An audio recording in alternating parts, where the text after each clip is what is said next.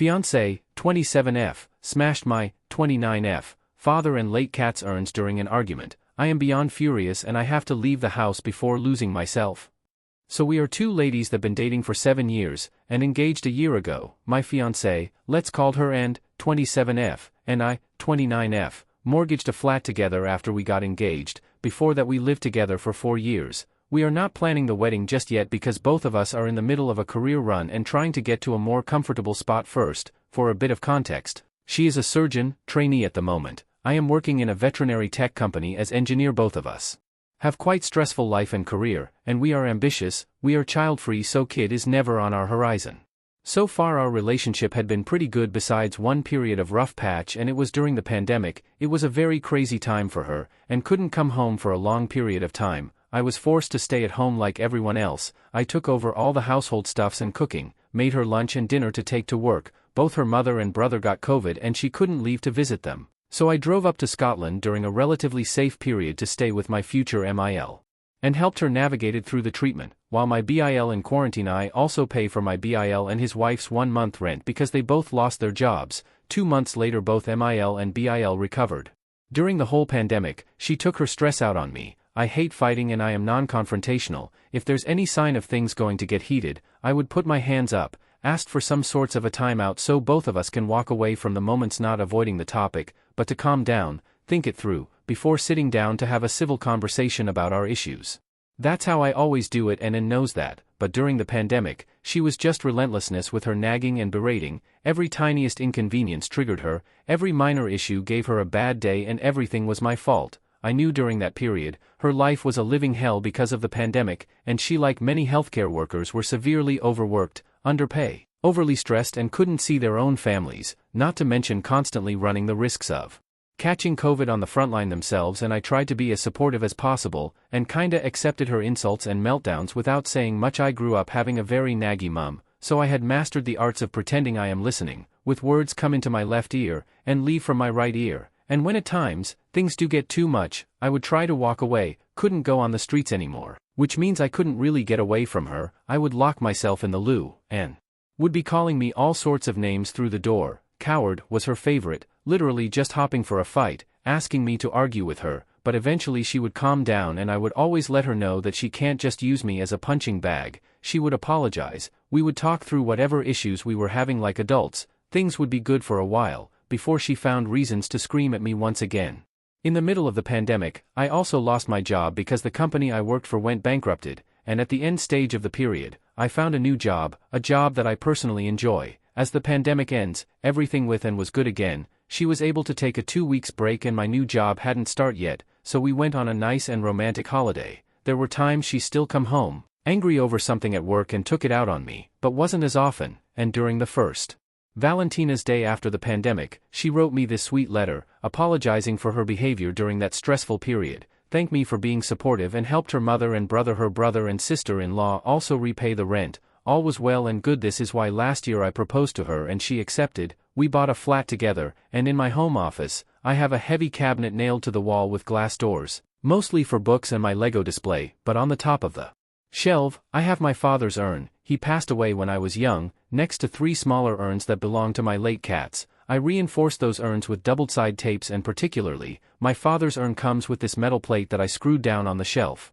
My mum used to keep that urn in our family home. A bit of context, I am from Hong Kong, to Chinese parents. My mother still lived with my paternal grandmother, my father's mother. My mother personally decided that she would never remarried, took care of her in-laws after my father's death. Mum also has a long-time boyfriend who is a widower as well. My grandmother, who is in her late 90s about to turn 100, has Alzheimer and mobility issue, where she has the tendency of wander off the bed at night, tried to leave the house and bumped into things. At one point she took down my grandfather, her husband, urn and just scattered the ashes like bird feed, and almost bring down a shelf with those urns. So my mother asked me to take my father to the UK with me, just to keep it safe. It might sound a bit morbid, but with her boyfriend having British citizenship as well, my mother's plan was to retire to the UK with her boyfriend once my grandmother passed, to stay close with me but not living with us, thank goodness. So I took the urn and kept it nice and safe on the shelf with my late cats.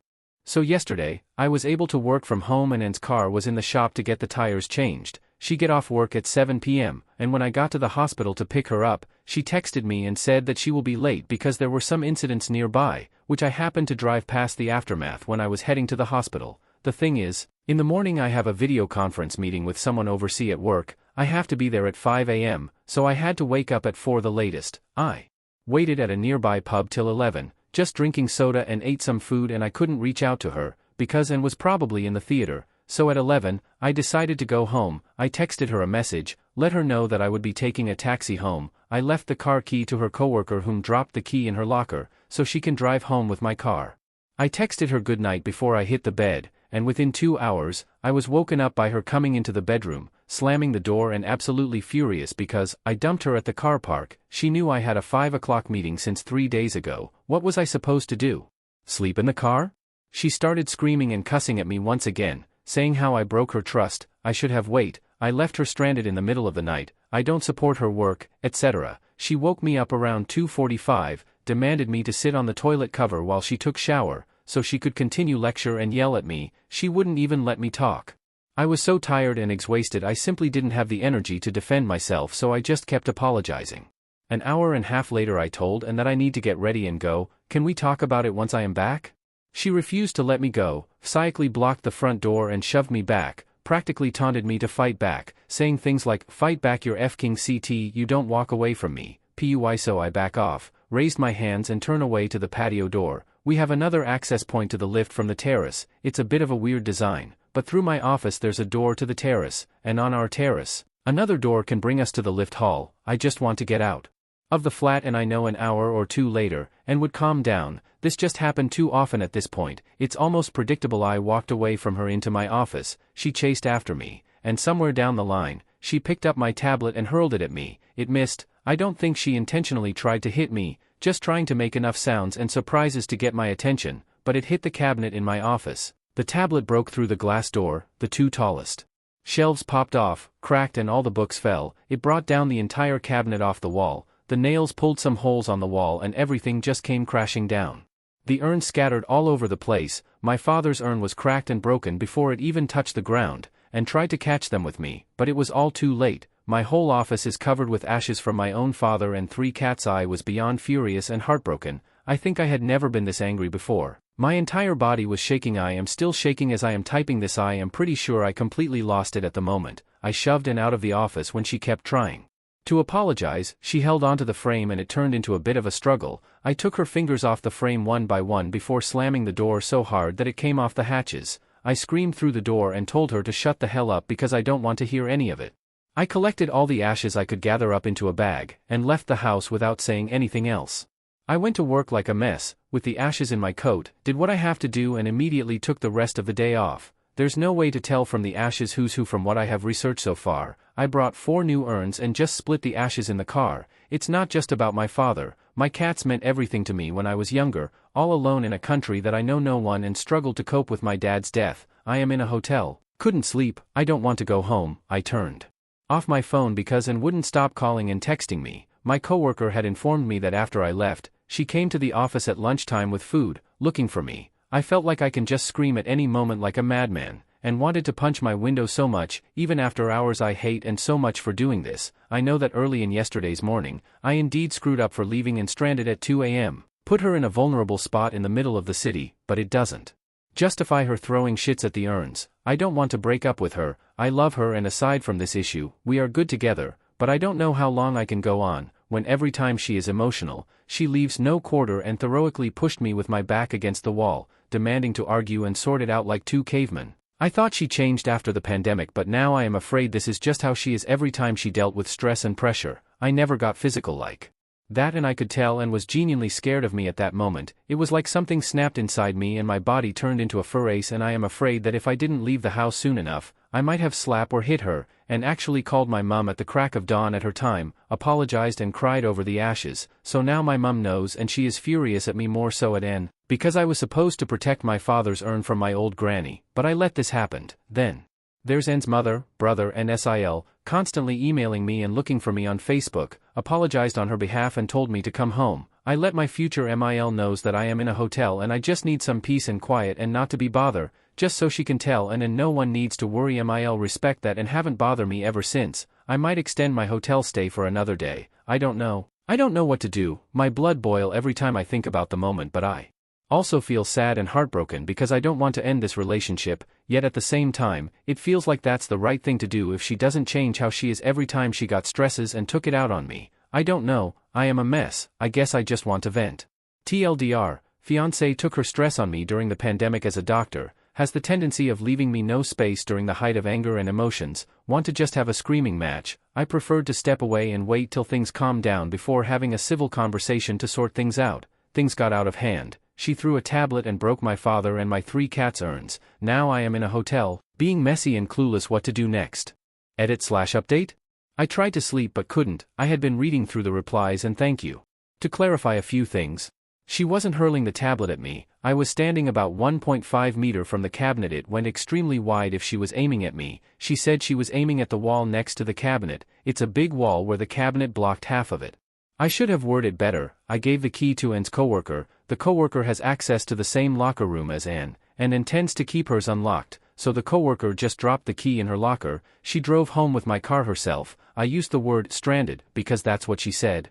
I switched urns of my cats 2 months ago because one of the urns was cracking and I ordered 3 custom-made urns that designed after them. I don't know why my father's ashes weren't in a bag. I never opened it before.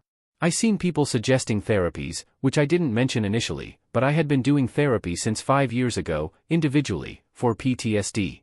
Without going into too much details, I lost my father when I was 10. I was there to witness not just his death, but also a taxi driver, my aunt and my 10-month-old cousin. It was violent and I was the only one that survived. At that time, where I am from, PTSD, trauma-related topics and mental illnesses, just weren't talked about that often. It's considered taboo and some ignorant idiots, to these days, would still say that, oh, you are using this as an excuse to be lazy and problematic. It's a whole other can of worms to open. It was years later, when I was studying overseas, that I looked into the possibilities of myself having PTSD. I was struggling to sleep constantly, so I started talking to some professionals. Took me a while to find a good therapist and I have been visiting her for 5 years now. I am sleeping a lot better, feel a lot more productive and comfortable, no longer need to take any pill, and the nightmares are rare occurrences. Talking therapy constantly touched on my issue with my mother. We didn't have the best relationship, only until the last decade that we got a lot closer and reconnected. Or when I moved overseas to study, she also came to accept that I am gay, and my little brother and I remained frosty and cold. It all stemmed from ridiculous Chinese tradition idea of son better than daughter. Toxic grandfather that threw my pet turtle off the window from high-rise building and my mum got swept up into this idea. Think of Ross and Monica and their mother in Friends, but worse version. I had mastered the arts of pretend to listen, which now I think about it, might be the reason why I didn't really register what and said was truly abusive. Until now, in some ways I always knew this isn't right. What happened between me and my mother can apply to me and too, only in a much bigger and abusive severity.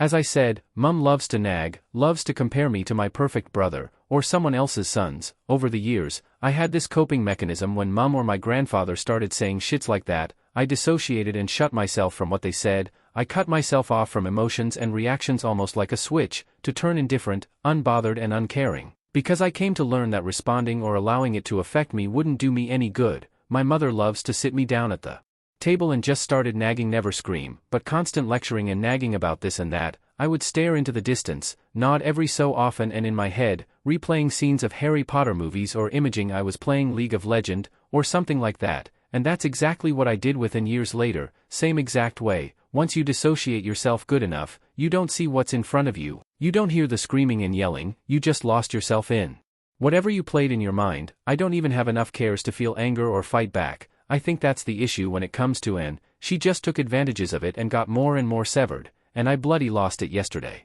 I am heading into therapy today for my regular PTSD session. I will talk to my therapist about this, see if she has anyone good that she can recommend, look for an extra specialist to help me with my other issues. Maybe they will have better ways to explain this than me, but either way I need to work on myself and this dissociated from conflicts thing. I don't even know what's that called. It all felt so natural and made sense back then with her. Now nothing made sense to me. She simply wasn't like that in our first 3 years. I don't know if something changed, like becoming a full-fledged professional in a stressful career, or she is always like that and somehow only show herself a couple years down the line, or maybe because of how I deal with argument and conflicts, she took advantages of it to an extreme.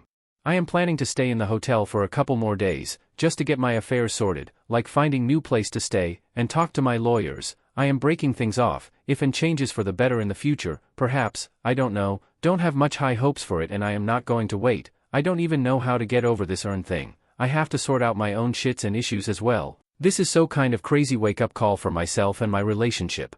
Thank you for reading this one hell of a messy post. I can't reply to y'all one by one, but thank you so much to the kind words.